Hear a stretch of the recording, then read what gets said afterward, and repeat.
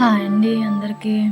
ఈరోజు వ్లాగ్ ఏంటంటే, ఈరోజు గిన్నెలు మొత్తం కిచెన్ టాప్ కూడా క్లీన్ చేసి, గ్యాస్ స్టవ్ ఇవన్నీ క్లీన్ చేస్తున్నాను. చూసేయండి, గ్యాస్ అయి స్టవ్ మంచిగా తోమేసుకున్నాను. గిన్నెలు మనం పొద్దునుంచి తోముకోకపోతే సాయంత్రానికి చాలా ఎక్కువ అయిపోతాయి కదా.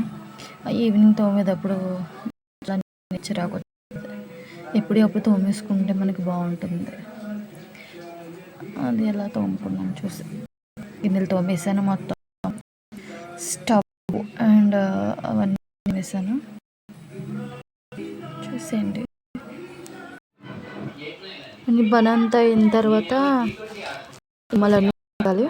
మళ్ళీ వినాయక చవితి కడిగేసుకున్నాను.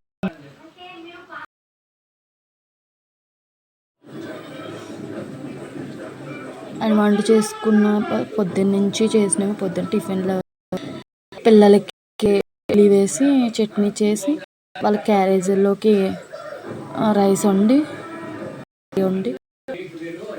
అందులో మొత్తం అన్నీ తోమదాంలో అని అసరత్ చేసేసినాను. ఇన్ని గిన్నెలు అయిపోయినాయి.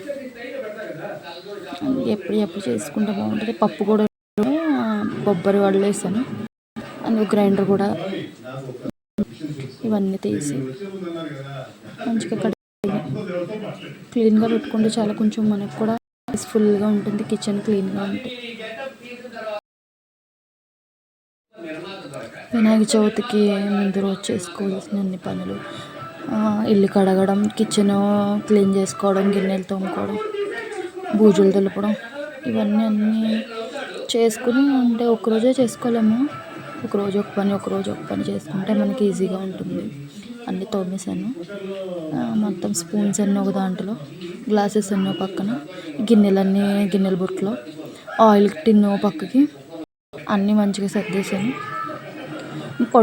మనం కొంచెం పొద్దున్న లెగిసేటప్పటికి గిన్నెలు లేకుండా ఉంటే సింక్లో మనసు ప్రశాంతంగా ఉంటుంది. లేకపోతే దానికి ఒక అరగంట టైం పట్టేస్తుంది. పొద్దున్న క్యారెలు పిల్లలకి రెడీ చేసినప్పుడు అప్పుడు మనకి గంట కలిసి కదా నైట్ చేసేసుకుంటే పని అంతా. నైట్ చేసేసి కామెంట్లో చెప్పి కామెంట్